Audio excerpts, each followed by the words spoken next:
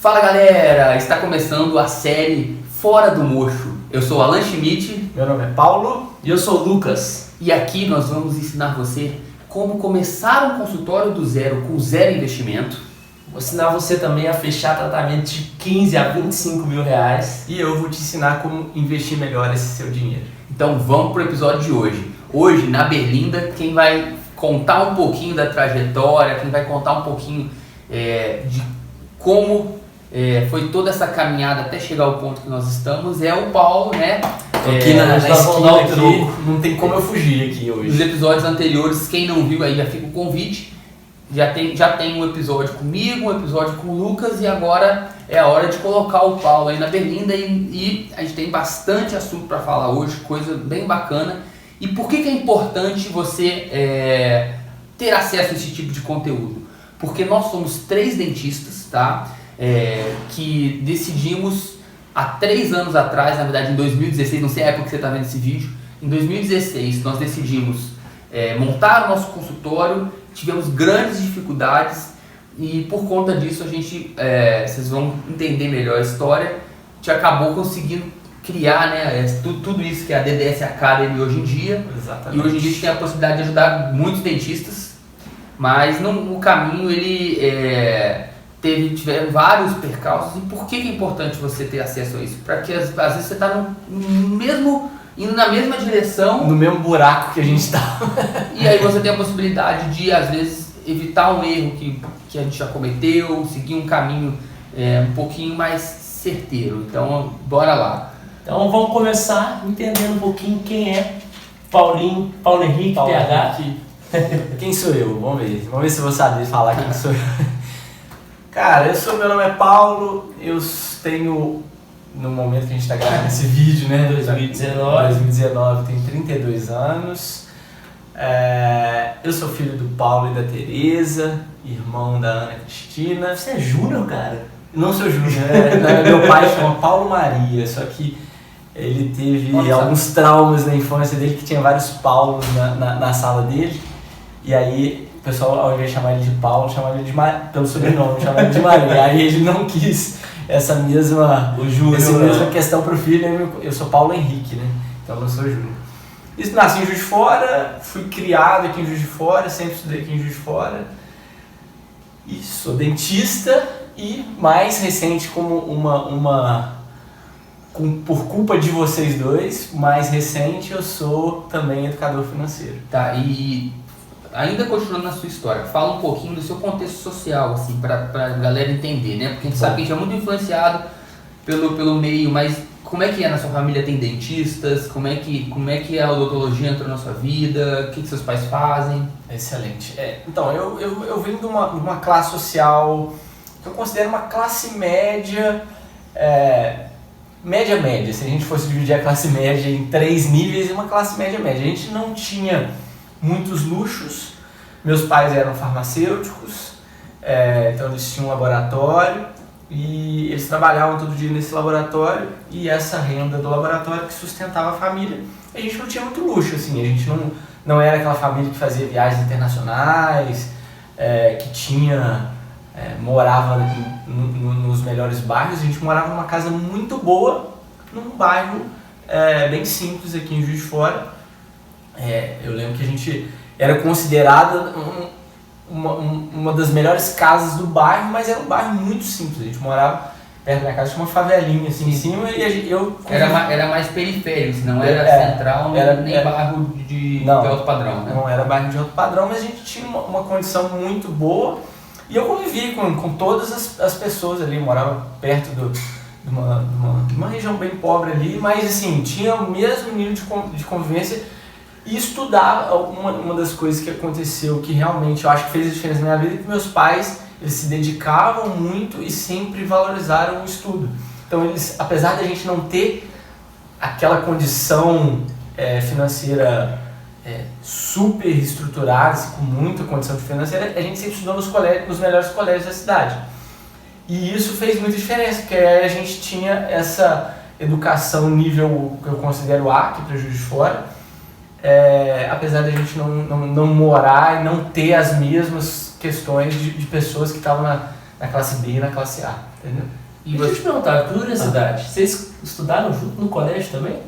Porque era o mesmo colégio, né? Não. Não. Eu estudei na academia. A gente se conheceu na faculdade. Na faculdade. Sim, mas vocês dois estavam na academia também. Estudando na academia, mas eu acho que não foi na mesma época, foi, né? Acho que a gente não. passou na faculdade. Porque você foi. Você fez opção depois, Você né? fez PISM. O ano que eu passei fiz pela opção. Então foi isso. É porque o sim. Wallace fez 2 anos, né? Eu fiz o ensino médio tradicional. E fez um ano de cursinho. Depois que terminou o terceiro ano, eu fiz o vestibular, não passei. Aí eu fui para um outro cursinho. Aí nesse outro cursinho eu estudei só para fazer vestibular e eu passei. E o Paulo, ele já passou direto do terceiro ano numa modalidade que, para quem não conhece, que é o vestibular seriado, né? Você faz 3 anos, 3 provas e soma no final as notas, que é o PISM. Mas nós passamos para a mesma turma. E ele é mais novo que eu, então a gente não pegou. a gente não foi da mesma época. Você falou que você na academia, eu falei, às vezes estudou junto. Mas aí você falou o tempo da gente, a gente quem? Você tem irmão, tem irmã? Isso, verdade. Então, eu e minha irmã, que é dentista também, a família, né, base minha era meu pai, minha mãe e eu e minha irmã, né?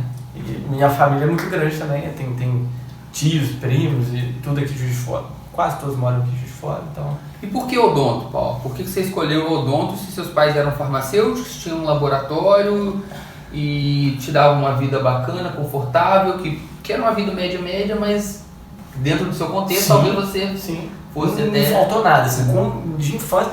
Porque assim, esse negócio de... depois que a gente vai ficando velho, que a gente entende qual que era o contexto. Mas quando a gente está dentro do contexto, a gente acha que aquele contexto é muito bom. Na verdade, não acho que é muito bom, acho que é o melhor contexto, né? Mas, assim, eu não sentia falta de viajar para fora do Brasil, não tinha isso. Porque, né, se não está dentro da sua realidade, você não tem... eu esqueci o que você perguntou. Não, porque eu dou porque você tem a farmácia... Isso, o que acontece? Meus pais eram farmacêuticos, eles tinham um laboratório. O que acontecia?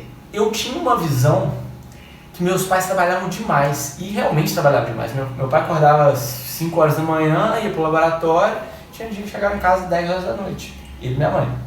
Então eu tinha essa visão do trabalho deles, que era uma coisa muito trabalhosa, e tudo bem, aquilo dava um conforto legal pra gente, mas era muito trabalho, eu não queria trabalhar aquilo tanto. Então eu tinha uma visão meio negativa da farmácia bioquímica por conta desse grande grau de trabalho. Minha família, aí a família grande, assim, no contexto geral, é uma família basicamente da área da saúde. Meus filhos ou eram médicos, eu tenho uma tia que é dentista, mas a grande maioria, assim, as pessoas mais bem-sucedidas da minha família eram da área da saúde. Ou seja, desde pequeno eu sempre enxerguei só a área da saúde. Assim, era uma coisa que meio que óbvia na minha vida que eu iria fazer a área da saúde.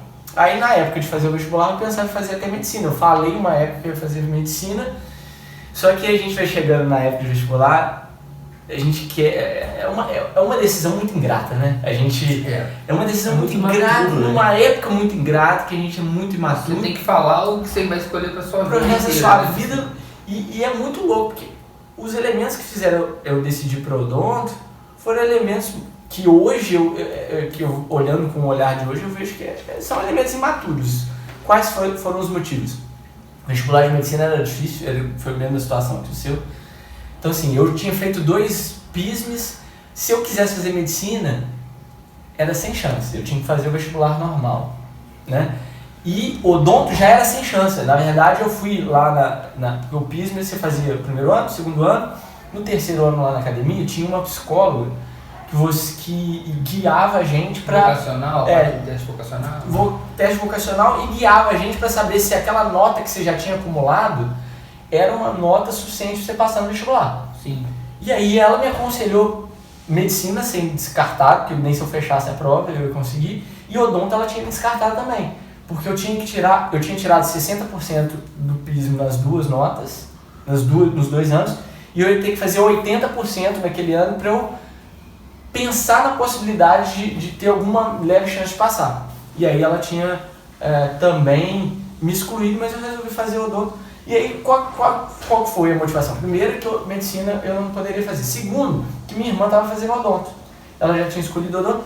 E aí uma coisa muito lúdica, né, e muito imatura, né? Eu via aqueles instrumentais, ela tava acho que no terceiro ou quarto período, tava fazendo anatomia dental, esculpia dente na cera, e eu achei aquilo legal. Eu falei, cara, já que medicina é uma coisa que tá um caminho muito duro, e a gente, nessa época a gente quer fugir da dureza, né? Eu falei, cara, vou escolher uma coisa que eu acho legalzinho. Aí eu vi a minha irmã com aquele monte de material, aquele monte de coisa, falei, cara, é legalzinho odonto.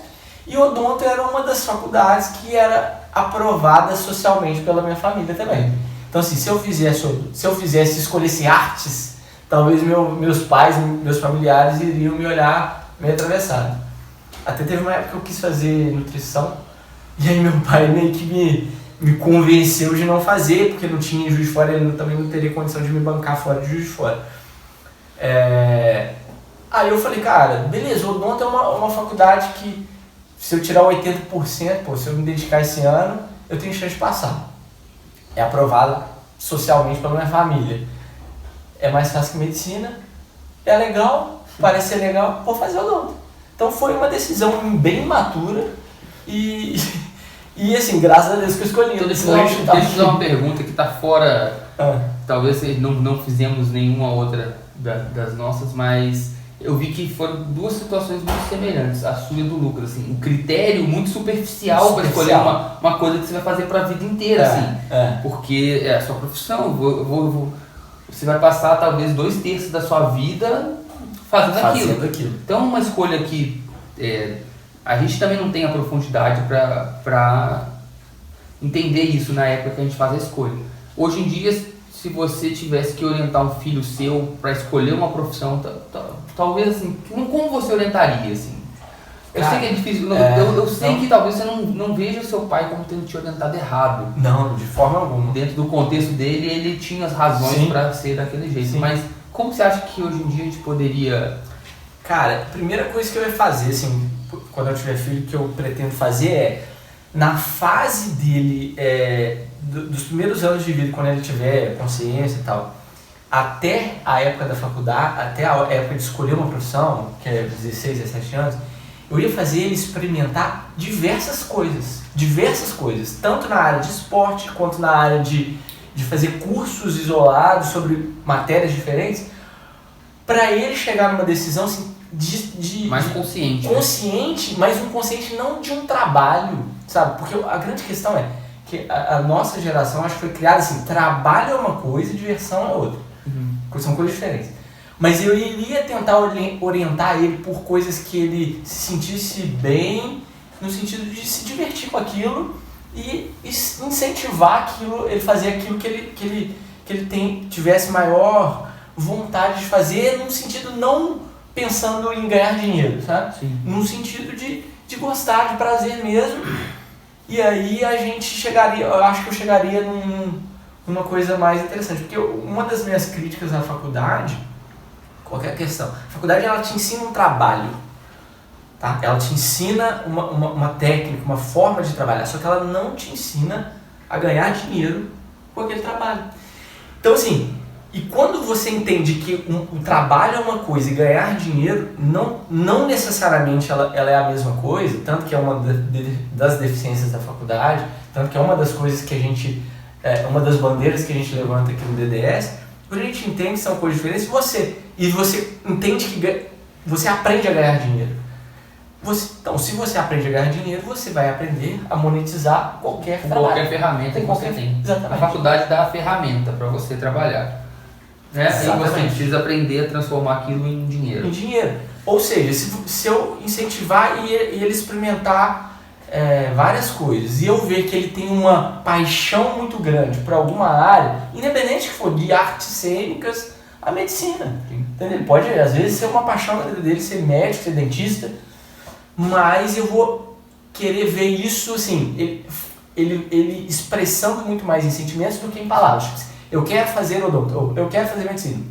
Não, eu quero ver os olhos dele cantar quando ele estiver, às vezes, fazendo uma coisa. Então, eu acho que é uma fase da vida que deveria ser, se didaticamente a gente tivesse uma aula de como educar filhos, eu acho que teria, nessa fase dos 5 aos 17, teria que ser chamado de fase da experimentação. Sim. A criança teria que experimentar o máximo de coisas possíveis, esportes e profissões, para ela ali, aí se começar a observar o que ela gosta, e aí depois que ela aprender aquela ferramenta, ela aprender a monetizar a ferramenta. Porque o grande falha que eu vejo é essa. A pessoa, ela gosta de uma profissão, só que como ela às vezes não sabe monetizar aquela profissão, ela tem que dar um passo para trás e fazer alguma coisa que a monetização ela já é automática. Por exemplo, uma medicina da vida, até odonto, que é uma profissão difícil você ver pessoas desempregadas na odonto, né? Um concurso público. Então, por que as pessoas optam por essas profissões? Na minha visão, né, eu posso estar errado, não tenho toda... E não são todas as pessoas, né? Não são todas as pessoas, exatamente. Mas por que eu vejo que as pessoas, a maioria opta por essas profissões? Porque a monetização dessas profissões são mais automatizadas. Sim. Aí quando aquilo é automatizado, a pessoa só preocupa em fazer e aí automaticamente ela vai ganhar o dinheiro dela. E como as coisas normalmente são muito superficiais, muitas vezes escolhe errado, né? E o problema de uma escolha errada não é você ter feito a escolha errada, é por comodidade, por medo de se manter naquela escolha errada, né? Então, assim, é como se fosse uma areia movediça mesmo. Sim. Quanto mais você vai entrando ali, mais é difícil você sair, né? Aproveitando esse gancho então que o Lucas falou, de que apesar de você ter feito uma escolha especial, você se encontrou na odontologia. Aí que é a vantagem do odonto. Aí que tá. E aí, assim, eu quero que depois você fale um pouquinho da faculdade, do seu período de faculdade, a gente vai voltar lá. Sim. Mas só para aproveitar esse gancho, assim, acho que uma vantagem da odonto é essa, né? Ela te dá a possibilidade de você se encontrar em alguma coisa. Talvez. Fala aí como que você se encontrou na odonto, para o pessoal conhecer, para saber essa parte. Cara, o que eu acho fantástico, assim, é por isso que eu falo, graças a Deus eu fiz odonto, não fiz farmácia, graças a Deus eu fiz odonto, não fiz nutrição, porque eu vejo que a odonto, a medicina também é assim, tá? Mas eu vejo que a odonto, ela é uma profissão que dá para você atuar em vários campos, né? Você consegue ter uma mobilidade, né? A odonto, como ela o dentista, ele é a grande maioria, né? A exceção é o cara que vai lá e faz um concurso público e aí ele tem que se adaptar àquele molde ali, né? Mas a odonto, como é uma profissão livre, lógico, e também tirando as questões de regulamento, Sim. né? Tirando essa parte, é uma profissão muito livre, ela te dá muita liberdade de você atuar em várias coisas. E outra coisa que eu acho muito importante, existe muita deficiência dentro do mercado da odontologia, do mercado tradicional de cursos e de cursos da faculdade, que também entra uma outra gama de oportunidades, que foi no meu caso ensinar o dentista a administrar o dinheiro dele. Que dentista que não ganha dinheiro? Que dentista que não precisa administrar bem o dinheiro dele? Então é isso, a odonto, quando você começa a enxergar a profissão, sai daquela visão que a faculdade te dá, ou que os cursos te dão, que odonto você sentar na mesa e ir lá e atender o paciente. Quando você sai dessa visão e começa a entender que odonto, isso é uma parte do odonto, mas você pode fazer isso. Você pode, vamos pelas tradicionais primeiro. Você atender o paciente, você dá aula, você... Concurso público, talvez. Concurso público. E dentro de atender esse paciente, você pode ter o seu consultório, sua clínica, ou trabalhar para terceiro. Exatamente. Ou os três juntos. Ou os três juntos. Você pode ser Combinar. entre todas as especialidades, você pode escolher uma, ou duas, ou três, ou quatro. Exatamente. Então, tirando essa visão tradicional, aí você amplia um pouco mais a visão, é aquilo que a gente falou, acho que no seu ou no do Lucas. A gente vai no CIOSP da vida, que é um dos maiores congressos, a gente olha cada instrumental dentro da odontologia, uma oportunidade de negócio. Então, o cara que inventou um espelhinho com uma angulação um pouquinho melhor, que facilita a visão do dentista daquela cárie que está lá no último molar, ele criou uma outra possibilidade. Um produto, que aquele produto pode virar uma empresa, ou seja, existem diversas oportunidades de novas empresas De empreender na odonto sem ser no atendimento, isso, né? Então, mais um ciclo que se abre. Então, tem o ciclo tradicional, tem o ciclo de empreendedor e tem as questões periféricas, que não é menos importante, que é as deficiências que o dentista tem por se dedicar à sua arte. Então, quais as deficiências que o dentista tem por dedicar à sua arte? o cara, as deficiências que a gente teve, né? O cara, a gente ficou lá estudando, quase 10 anos estudando, a gente não aprendeu a administrar nosso dinheiro. Algum momento nesses 10 anos, alguém falou pra você como que administra o dinheiro? Não falava nem como é que eu vou botar o paciente pra dentro. Nem como ganha dinheiro, né? Nem como bota o paciente pra me dar dinheiro. Exatamente. Então, não ensina como ganha dinheiro dentro do odonto, não ensina como administra, não ensina como encanta o paciente, não ensina como faz uma negociação dentro do consultório. Então, assim, existem várias necessidades que são tão importantes quanto exercer a parte dos procedimentos clínicos, que são as necessidades que eu estou chamando de periférico aqui, mas não é que é menos importante. É que estão em volta daquele contexto que o dentista vive, e cada necessidade periférica é uma oportunidade de negócio. Entendeu? Então, assim, é uma profissão muito... Assim, existe... E as pessoas ficam lutando... E qual que é o problema? Como a gente fica 5 anos, no nosso caso foram 5 anos, né? Mas 4 ou 5 anos dentro de uma faculdade. Aí passa por uma especialização. E a gente só vê falar o tecnicismo, do né? técnico, que o dentista ele vai só atender paciente. Essas outras áreas, cara, de negócios dentro do odonto, de necessidades periféricas do dentista, isso fica esquecido. Sim. E aí o mercado fica todo mundo brigando pelo aquele ovinho e esquece que tem uma N oportunidade de negócio. Então, por isso que eu falo, cara, eu agradeço todos os dias de ter feito odonto, porque eu vejo que dentro da odonto eu consigo contribuir muito dentro das coisas que depois eu comecei a descobrir que é uma das minhas artes que eu tenho para exercer, além da minha especialidade. Sim, excelente. Então, eu vou te fazer 2 perguntas, cara, em relação ao odonto e à faculdade. Sim. Primeiro, como foi essa faculdade? Se era bom aluno, não era? Aprendeu a beber também igual anão ou não? E segundo, qual que você acha que é o grande gap da faculdade? O que você acha que é o grande ponto a ser melhorado na faculdade? Ou você acha que esse ponto existe ou não existe? Show de bola. Então, a minha faculdade eu divido ela em 2 partes, tá? A primeira parte dela, talvez, se bobear, quase que no meio, foi no 5º período. O meio inicial e o meio final. O meio inicial, cara, eu lembro quando eu entrei na faculdade, sério mesmo, a minha visão, eu lembro da visão que eu tinha. Cara, pra mim, nunca iria passar aqueles 5 anos. No momento que eu entrei na faculdade, parecia que eu tinha entrado num Nárnia, né? Nárnia, numa vida paralela, e aquilo nunca ia acabar. Porque a minha visão era tão imatura que eu não conseguiria pensar 5 anos na frente. Nunca. Então, assim, eu entrei na faculdade, cara, é aquela história que você contou do seu pai. De quem não acompanhou aí, depois olha, volta lá a história do Luquinhas, que é bem legal. Aquela história assim, é meio que uma carta de liberdade, né? Uhum. Tipo assim, que é uma coisa que é criada na nossa cultura, né? Tipo assim, cara, você passou, então assim, você tem toda a abertura para você começar a sair, começar a beber.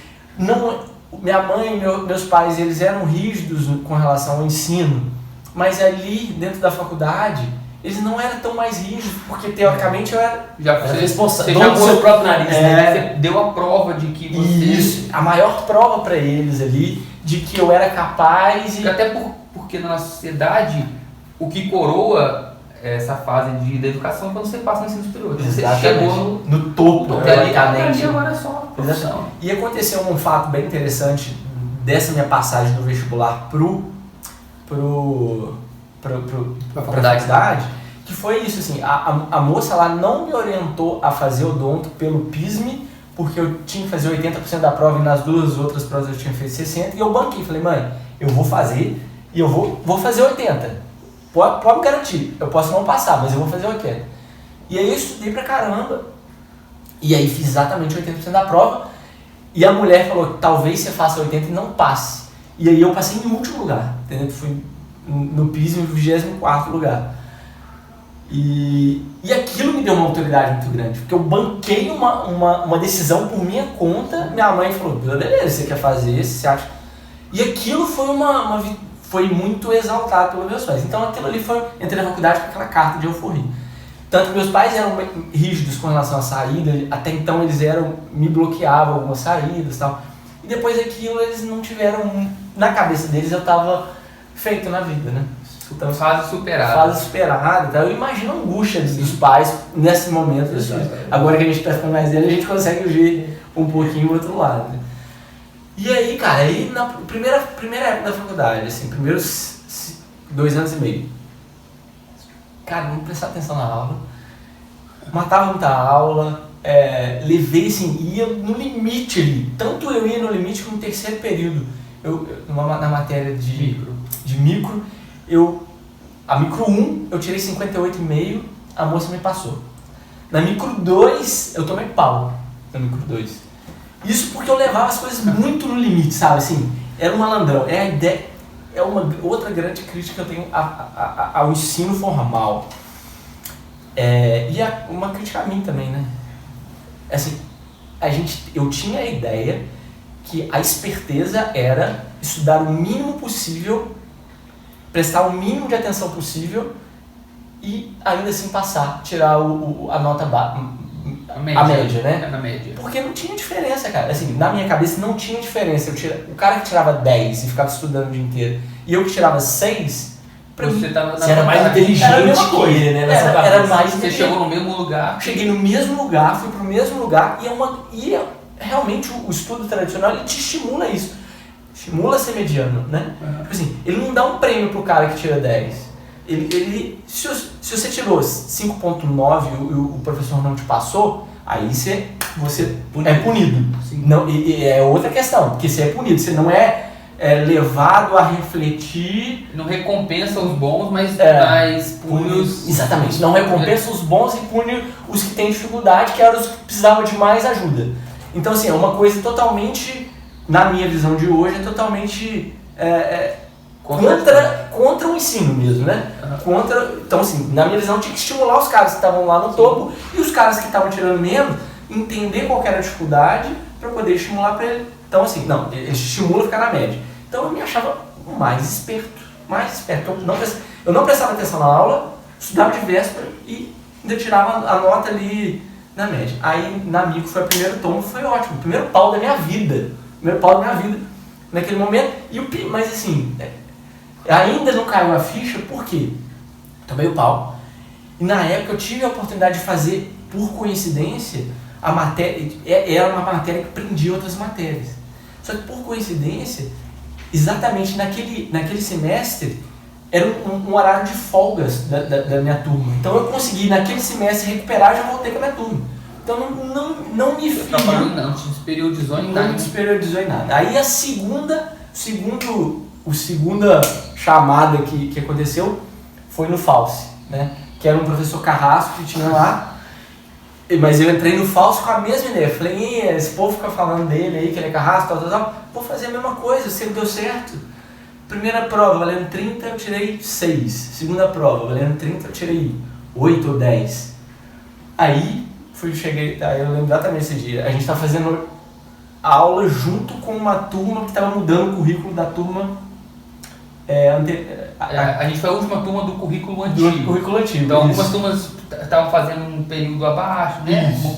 Isso. Aí, fora a galera que ficava, né? Ele dava uns 15 por turma. Então assim, tinham mais ou menos umas 80 pessoas na minha sala, tá? E aí ele botou uma relação, na última prova, das pessoas que precisavam tirar do que precisava tirar menos nota até o que precisava tirar mais nota. Aí eu fui ver, eu lembro tava lá colado no quadro lá na faculdade, pra ver quanto que eu precisava tirar. Aí eu fui ver meu nome, eu fui na lista assim, eu fui ver. Eu era o último nome da lista, era o que precisava tirar mais nota no Falso. Assim. Eu lembro, era 32,5. Todo mundo precisava tirar ninguém precisava tirar 32,5, só eu. Puta merda. Em 40. Não. Em 35. E eu tinha que tirar 6 e 8, era um negócio assim, era menos de 10 as duas notas. E aí começou a surgir umas visões na minha cabeça diferente daquele padrão antigo. Eu falei, cara, já tomei pau. Isso aí era fato, assim, já tomei pau, não vou tirar 32. Aí eu pensei, cara, o que será que eu vou fazer? Já que eu tomei pau, vou fazer diferente dessa vez. Ao invés de eu esperar o próximo semestre eu já vou estudar para essa prova pra caramba, porque essa matéria, aí eu fiquei um pouco com medo e parece que começou a virar a chavinha da maturidade na minha cabeça. Vou estudar essa matéria, porque essa eu já estudo, e quando eu tô na pau, eu fico só com 2 matérias para estudar mais. Era porque prendia também, era patologia 1, prendia 2, era patologia 2, prendia até, era uma lenha, a galera que tomou pau, né? Agarrou tudo, né? Ficou lá no final, aí tinha que fazer no último bimestre, que era junto com a como é que chama?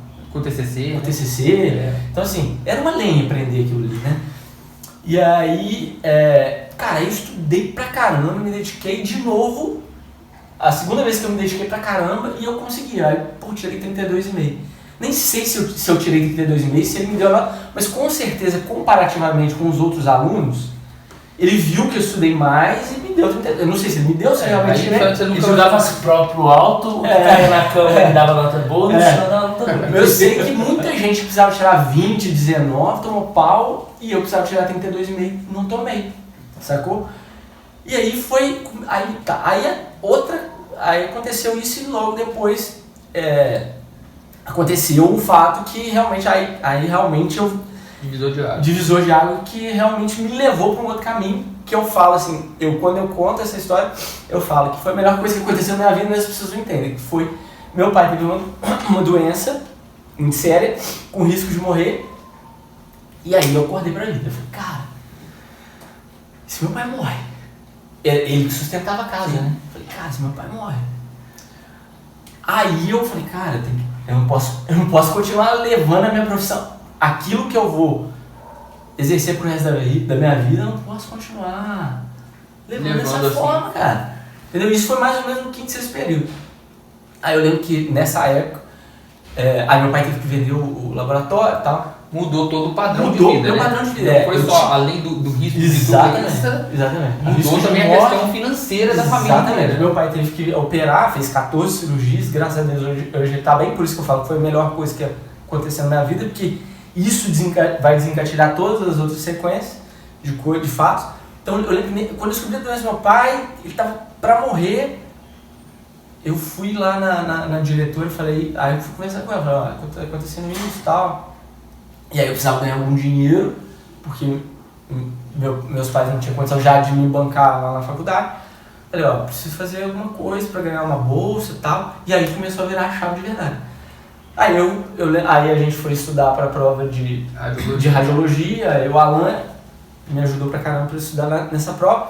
E era uma prova também muito difícil na época da faculdade, que era uma prova que a gente estava tipo, no quinto, sexto período, só que concorria para essa prova do 10º período até o quinto e sexto, que era o primeiro período que poderia concorrer. E aquilo era uma sala, o auditório estava cheio, tipo, umas 100 pessoas concorrendo, não sei se era 100, eu lembro do número, era mais de 100 pessoas. E tinha uma vaga para monitoria, né? Duas vagas para monitoria.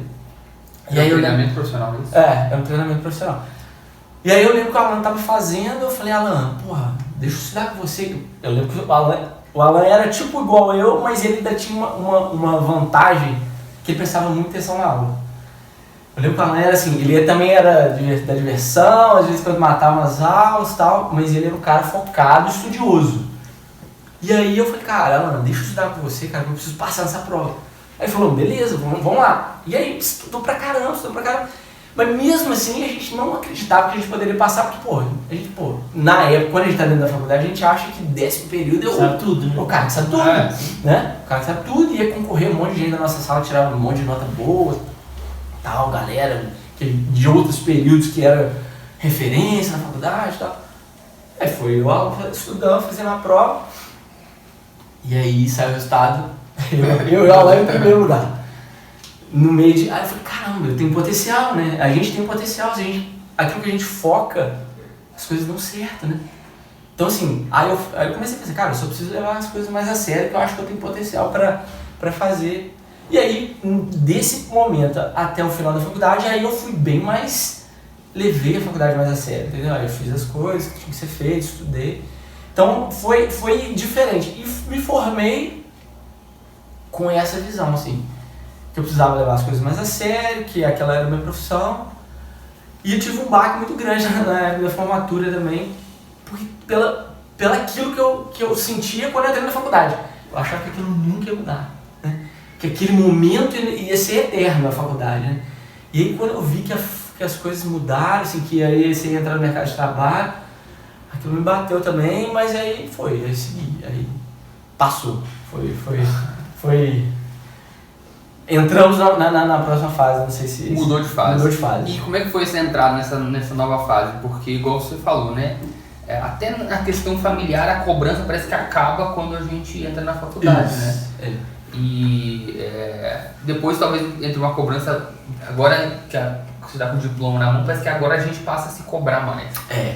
Eu percebo, como a gente é muito amigo e a gente sempre foi muito próximo, eu percebi um amadurecimento muito grande seu depois que você acabou a faculdade. Você foi um cara que já começou a se preocupar com a questão financeira, do futuro. Parece que você amadureceu até antes de mim. Você foi do que muita gente da nossa turma, assim. Você foi um cara que a consciência veio mais cedo nessa importância de, agora a minha vida vai ser isso, eu tenho que preocupar, eu quero saber como é que eu vou aposentar. Então, já pegando esse inicinho, quero que você conte.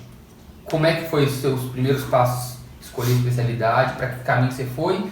E junto a isso, como que foi seu amadurecimento e como que você começou a se preocupar com outras coisas que às vezes não estavam no radar da maioria? Cara, eu falo assim, por isso que eu falo que foi a melhor coisa que aconteceu na minha vida a doença do meu pai. Porque assim, com certeza esse nível de maturidade, ele não existia, você lembra disso? Sim. Eu era mais novo, eu sempre fui mais novo em tudo, na época. Hoje eu não, hoje eu sou mais velho. Eu caçulinha da turma, né? Mas eu sempre fui caçulinha em todos os momentos da minha vida. Então assim, eu sempre tive na minha cabeça aquela folga das demais pessoas. Ou seja, eu poderia ser um pouquinho mais confortável com as pessoas, porque eu tinha um ano a menos, eu sempre era o mais novinho. Então aquilo mentalmente foi uma porcaria, porque eu sempre poderia me dedicar um pouquinho menos, porque eu tinha a justificativa que eu era mais novo. Você podia alcançar a pessoa depois. Eu poderia alcançar depois, então tá Você tem um tempo, né? Eu tinha um tempo ao meu favor. Sim. A meu favor. E aí quando aconteceu o negócio do meu pai, começou a bater umas questões e eu saí da faculdade meio com aquela ideia ainda do meus formadores de opinião lá dentro da faculdade, que você tinha que sair e estudar mais, né? Então eu saí, já antes de sair da faculdade, eu fiz uma prova da especialização lá na faculdade, passei e comecei a fazer especialidade antes de terminar a faculdade. Assim, né? Bem na transição ali. E fiz a especialização, eu procurei fazer uma especialização não já com uma decisão, a maturidade, você vai vendo a maturidade pelas decisões que você vai tomando, né? Na época, quando eu entrei em odonto, o meu nível de decisão era bonitinho, minha irmã fazia nascerinha, era mais fácil que medicina. Na decisão da especialização, não. Eu quero a especialidade que me dá maior carga horária para eu praticar mais dentro da minha possibilidade financeira. Eu queria até ter ido para fora fazer, mas naquela época eu não via meios financeiros para eu ir. Tá? Então, qual que era as possibilidades de eu fazer a especialização com maior carga horária em Juiz de Fora, que era a federal. Então, olha, de ortodontia. Olha como que o nível de maturidade nas decisões já mudou, né? Assim. Já mudou. Mas beleza, aí fiz especialização e aí comecei a entrar no mercado de trabalho.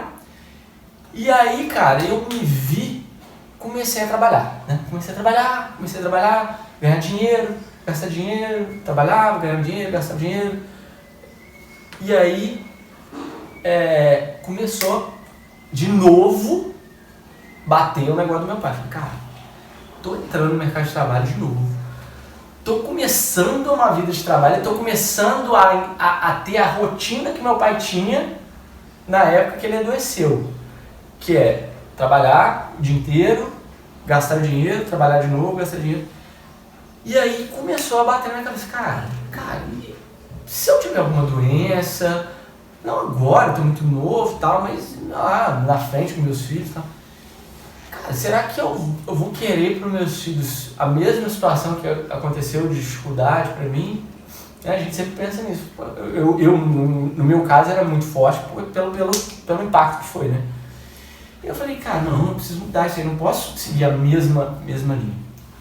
E aí eu tive a oportunidade de ler um livro, eu odiava ler, Eu costumo falar, quem me conheceu antes de 2014 para trás, conheceu um Paulo. Quem conheceu 2014 para frente, conheceu outro Paulo. Né? A gente conheceu os dois.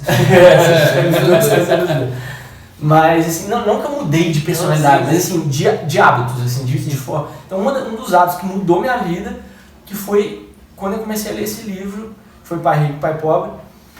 E esse livro, ele desmontou todo um conceito que eu tinha na minha cabeça de vida e de projeção de vida. Ou seja, deixando mais claro, assim, qual que era a minha mentalidade naquela época que eu estava trabalhando? Eu tinha a mentalidade que eu iria trabalhar na minha vida aí, eu tinha na época uns 25 anos, eu iria trabalhar até meus 60, 65 anos. Nesse período aí eu não conseguia, como dentista eu ia trabalhar para as outras pessoas, porque eu não tinha muito perfil, eu achava que eu não tinha, né, perfil empreendedor. Ninguém que nunca foi estimulado a ser empreendedor, né? São muitos desafios. Eu costumo brincar, né? Como é que você quer que uma pessoa fale japonês se ela nunca teve contato com a língua e aprende? Então, se a gente não aprende em momento nenhum ser empreendedor, a gente acha que ele não é nosso perfil. Eu lembro que eu achava que o meu perfil era fazer concurso público. Né? Eu lembro eu conversando isso com um amigo meu de faculdade, o Gustavo. Não, meu perfil é concurso e tal.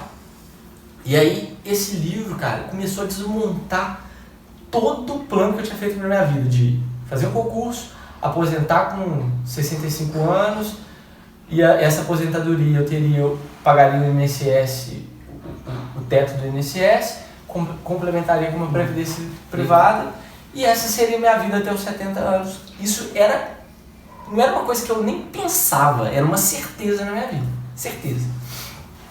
E aí eu li esse livro, e o cara foi desmontando todas as questões da minha cabeça.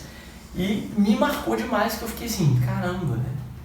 Como que até os meus 25 anos de idade, nunca ninguém tinha me mostrado essa outra forma de ver o mundo. Aí beleza, aí eu estava começando a ganhar um dinheirinho, preciso pensar na minha aposentadoria. Aí eu fui atrás e falei, cara, beleza, já tinha lido o livro, já tinha desconstruído a minha cabeça. Aí eu pensei, cara, eu tenho que pensar já desde o início, desde agora, como que eu vou fazer para me aposentar. O que eu vou fazer? Eu vou atrás dos meus amigos. Quando você fala aposentar, também mudou um pouco o conceito de aposentadoria, né? Sim. Eu te conheço, eu sei o que você tem por aposentadoria. Você falou do conceito tradicional, que é você viver de uma renda a partir de uma previdência privada mais a pública. Uhum. Isso é um conceito tradicional de aposentadoria. Com 65 anos de idade, 70, né? Tá. Se conseguir. O livro do Kiyosaki, né, O Pai Rico, Pai Pobre, ele te mudou também o conceito de aposentadoria. Mudou o conceito de aposentadoria. Tá, então só para... Ótimo. Primeiro fala que conceito é esse que passou a ser, e depois você conta como que você passou a perseguir isso. Isso. O conceito inicial eu falei, né? Que era a minha ideia. Previdência privada, INSS, 75 anos, 60, 70 anos, aposentar, que é o conceito tradicional. O que eu comecei a entender? Comecei a entender que existia um outro conceito que ele deveria ser o conceito que na minha visão hoje é o conceito e deveria ser o conceito de todas as pessoas, que é o objetivo, deveria ser o objetivo de vida de todo mundo, que seria o quê? Você trocar o conceito aposentadoria pelo conceito de liberdade financeira. Ou seja, você ter como um dos seus objetivos profissionais, além daqueles objetivos pessoais que a gente deve ter e tem que ter, de viajar, de realizar os nossos sonhos e tal, você ter como prioridade, você ter uma renda que te sustente e te dê tranquilidade no menor tempo possível. Ou seja, por exemplo, vamos supor que eu ganho R$5.000 por mês com o seu trabalho. Com o meu trabalho, exercendo lá, trabalhando na odonto, eu sou ortodontista, atendendo pacientes. Um dos meus principais objetivos de vida teria que ser ganhar os mesmos R$5.000, só que ao invés de trabalhar, de usar o meu tempo, eu ter um dinheiro investido e esse dinheiro vai me dar esses R$5.000. Então, depois que eu entendi esse conceito e eu nunca tinha escutado falar sobre isso na minha vida inteira, sim, eu comecei a falar, cara, eu não posso mais querer pensar na aposentadoria daqui a 30 anos. Eu tenho que pensar em como que eu vou fazer para chegar nessa tal liberdade financeira e E aí eu comecei a entender, fazendo outros cursos, que isso seria possível não só chegar a isso com 30 anos de vida. Eu lembro que eu li esse livro, o primeiro curso que eu fiz logo depois foi uma aula de juros compostos. E aí nessa aula de juros compostos, o cara deu uma calculadora mostrando se eu investisse, eu acho que era R$500 por mês, ou R$1.000, não lembro. Aplicados a um juros tal, eu conseguiria reduzir esse tempo de 30 anos para 15 anos. Dependendo. 15 anos juntando. Né? Juntando. Então, ali já mudou um pouco o meu conceito. Falei, cara, minto. Esses R$1.000 era ainda atingir uma aposentadoria com 25 anos, se não me engano, de profissão. Então, era de 35 anos, passou para 25 anos. A primeira mudança de... Falei, cara, 10 anos de vida. Ou seja, minha aposentadoria, que era de 65, 75, se eu conseguisse, passou para 55 anos. E já tem a barreira de, você se imaginar com 55 anos podendo não ter que trabalhar. É diferente de você se imaginar com 65, né? Você já não quer mesmo. 65 você já imagina um velhinho. Até que hoje tá mudando um pouco, mas quando você tem 55 é um adulto, né? E aí aquilo já... Eu falei, caramba, velho.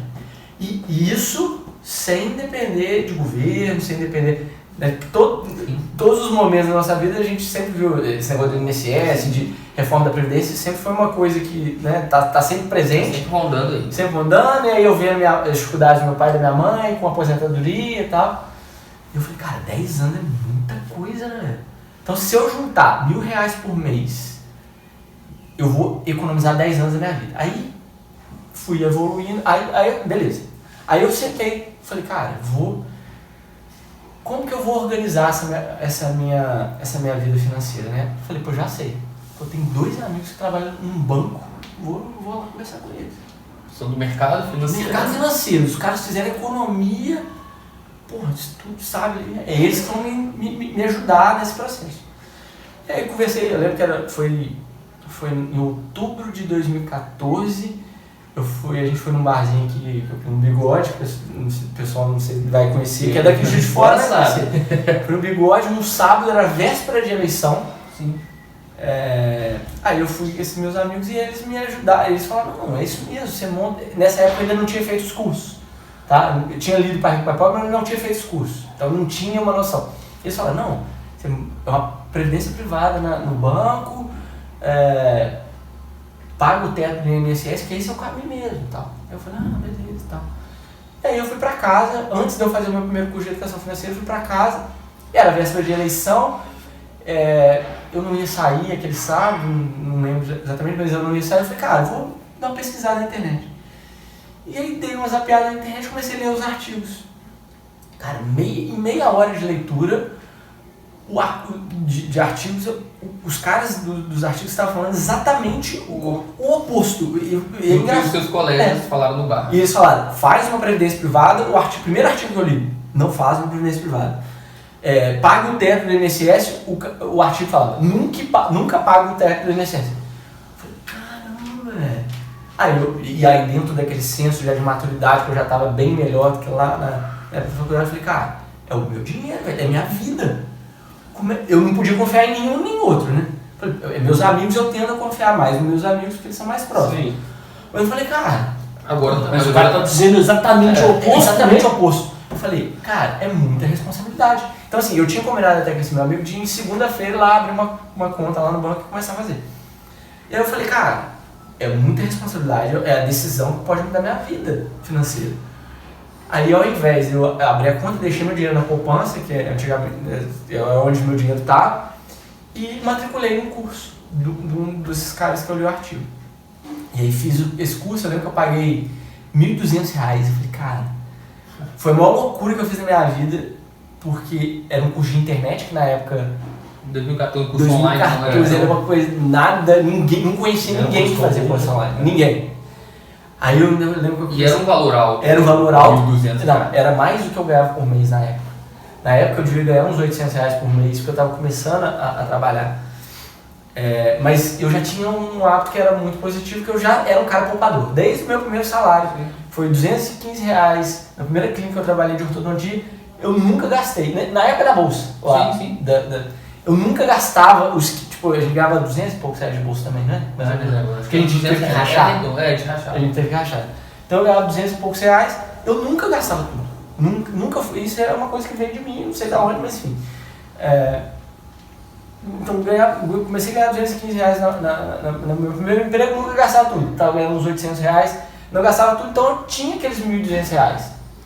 Eu lembro que eu falei com minha mãe, mãe, tô com medo de pagar isso e ser um golpe. Eu falei assim, meu filho, esses 1.200 reais, você não está trabalhando? Tenta, às vezes você vai conseguir, se for alguma coisa, pelo menos você vai aprender. Eu falei, beleza, aí eu fui lá, paguei o curso, era um curso, olhando na minha visão hoje, é um curso ridículo, e era um curso que era só texto, era um monte de texto e uns áudios, não tinha nem vídeo.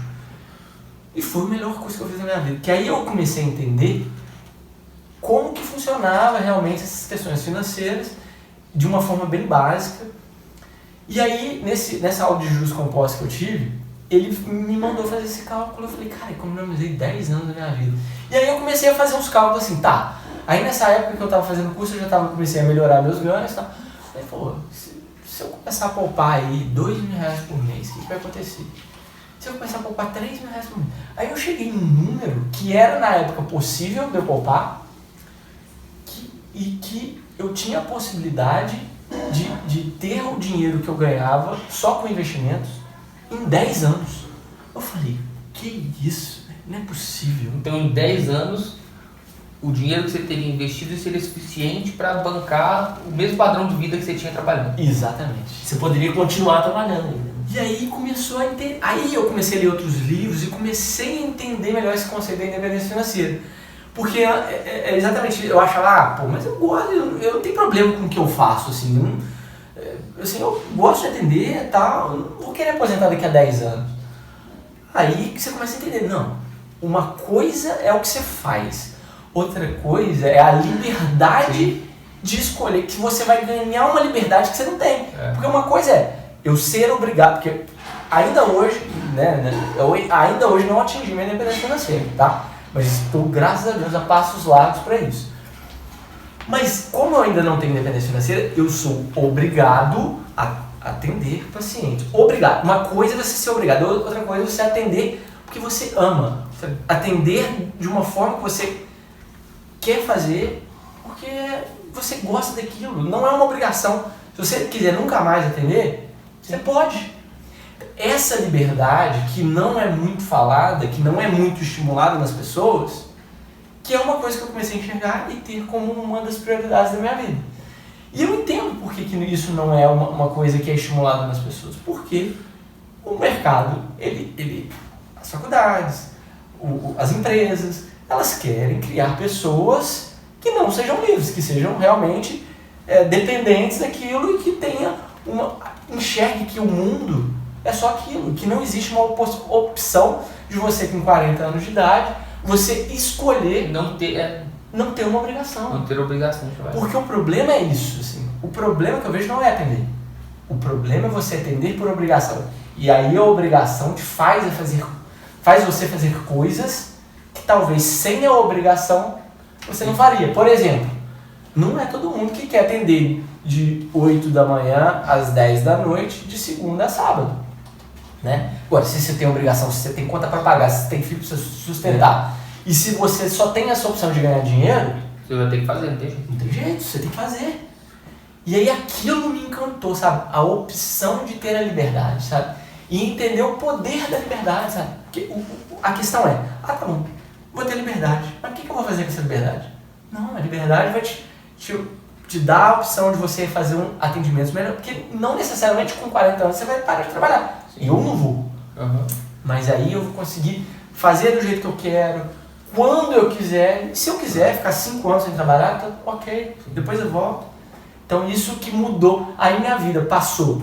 O centro dela, ao invés de ser a aposentadoria, com 675 anos de idade, tirei esse conceito da minha vida e o conceito de liberdade financeira começou a assumir o protagonismo. Claro que não só, né? Assim, porque uma das coisas que as pessoas me questionam, Paulo, mas beleza, eu quero ter essa tal liberdade que você falou aí. Mas para ter essa liberdade, qual que é o preço? Então, o preço é eu ficar 10 anos da minha vida sem viajar, sem ir no barzinho com meus amigos, sem fazer as coisas que eu gosto. Esse é o preço? Porque se for o preço, for esse, eu não quero. Eu também não quero. Entendeu? Eu também, se o preço fosse deixar de fazer as coisas que eu gosto durante 10 anos, talvez eu preferia aposentar com 65 anos de idade, fazendo minhas coisas todos os dias. Só que, quando eu comecei a fazer curso de educação financeira, comecei a aplicar na prática, não só estudar, né? Sim. Aplicar também. Eu comecei a ver que era possível fazer as duas coisas. Com organização e com técnica, você consegue fazer separar o dinheiro para você se divertir no hoje e ainda daqui a 10 anos, às vezes alongar um pouquinho. Eu vou chegar nos 10. Nos meus 10 anos lá eu vou chegar. Com 40 anos você vai estar... Com 40 anos eu já vou estar livre financeiramente. Se Deus quiser. Com aquele conceito, talvez, para quem... Eu acho que já ficou claro a diferença desses conceitos, mas aposentado com 40. Exatamente, aposentado, livre financeiramente. Talvez uma coisa que liga muito à aposentadoria, por isso que eu acho que a gente tem que deixar clara a diferença, é que tipicamente o aposentado ele encerra o seu ciclo produtivo quando ele aposenta, né? Então quando você fala assim, ele aposentou, você descansou. Ele até pode trabalhar, mas não é o que acontece normalmente, né? E o conceito de liberdade financeira, ele fala assim, você faz o que você quiser. Você se você está quiser livre. descansar, você descansa. Se você quiser continuar trabalhando, você continua. E é isso aí, é livre. Paulo, pra gente finalizar hoje, conta um pouquinho do DDS. Como surgiu o DDS na sua vida, a sua visão que você tem do DDS, que a gente trouxe, eu já trouxe a minha e o Alá dele, mas é legal que as três são diferentes, né? As três histórias, tudo é diferente, né? Então conta um pouquinho pra gente.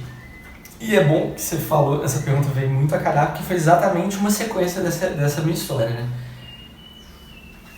Ao entender que a liberdade financeira passou a ser um dos centros da minha vida, eu comecei a buscar alternativas para chegar mais rápido lá, né? E eu comecei a ver que é uma das coisas que me desmontou nesse processo que quebrou minha mente. Antigamente eu achava que, como eu era dentista, né, e dentista era só atender no consultório, eu achava que eu teria que fazer só cursos dentro da área da odontologia. Então eu ia em congresso de ortodontia, eu comprava livros de ortodontia, era ortodontia o tempo todo. E aí eu comecei, quando eu comecei a ler esses livros diferentes e aquilo começou a bater pesado em mim, cada livro que eu li era uma paulada diferente, era uma visão de mundo que eu nunca tinha visto. E aí eu comecei a fazer cursos também, de fora desse caminho tradicional que os dentistas seguem, de só ver a parte técnica. Eu sou ortodontista, só vou ver ortodontia na minha vida. Eu comecei a sair fora. E aí eu comecei a fazer uns cursos, e aí um dos cursos que eu fiz, eu comecei a ver a possibilidade de trazer a odontologia para mais pessoas, para o online, né? Eu fiz um curso de marketing digital e eu comecei a ficar, poxa, olha que legal, o dentista não sabe disso, vamos começar a ter essas visões.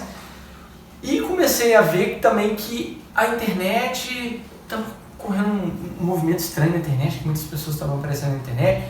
A odontologia estava ali, algumas pessoas dentro da internet, mas eu não sabia como. E aí nesse momento a gente estava, da minha vida que eu estava fazendo esses cursos, o Alan me chamou para fazer a parceria no consultório dele. E aí a gente teve a nossa conversa, chamamos o Lucas, né, depois. E a gente estava nesse momento de fazer o consultório dar certo. E essa era uma visão minha. Então, para eu atingir, um dos objetivos da minha vida pessoal era a liberdade financeira. Para eu atingir essa liberdade financeira, eu tinha que fazer o consultório dar certo.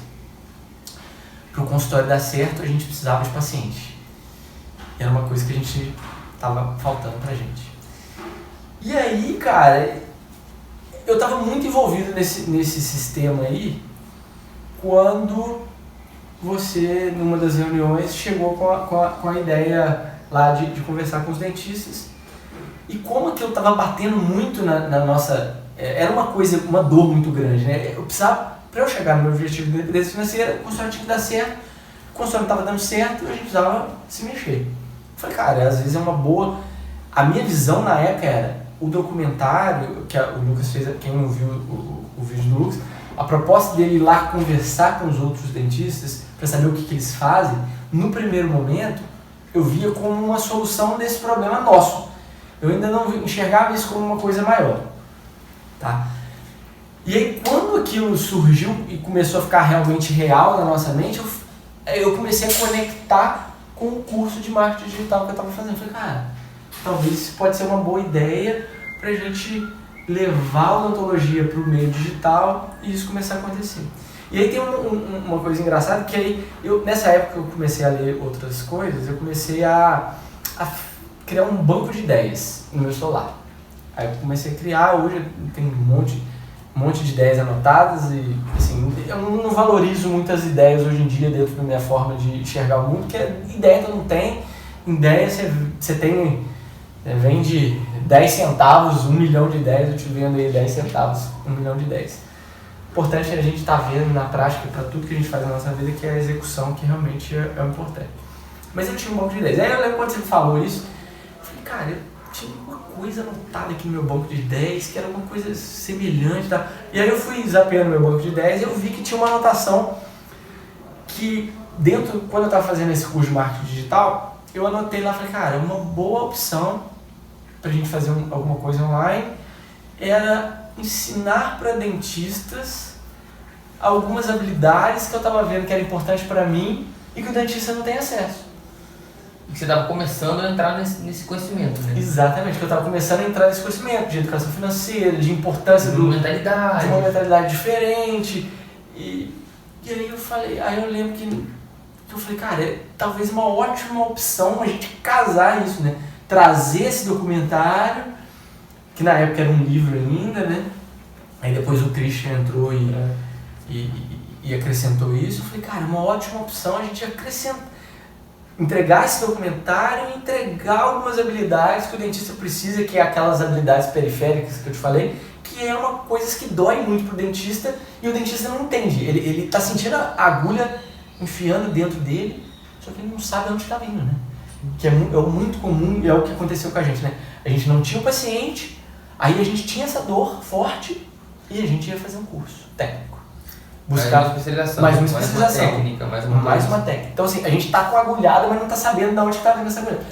E aí é quando a gente começou a ter consciência que o dentista não estava entendendo, a gente, cara, olha que legal, vamos juntar essas duas ideias e aí entramos a fundo no DDS. E eu acho que assim, o início do DDS foi isso. Então acho que aqui já deixo o gancho para o próximo tema que a gente vai trazer com o Paulo, que é dele falar justamente o papel dele dentro da DDS Academy e qual é a expertise, né? E como que hoje ele está realmente transformando a vida de muitos dentistas aí com todo esse conhecimento.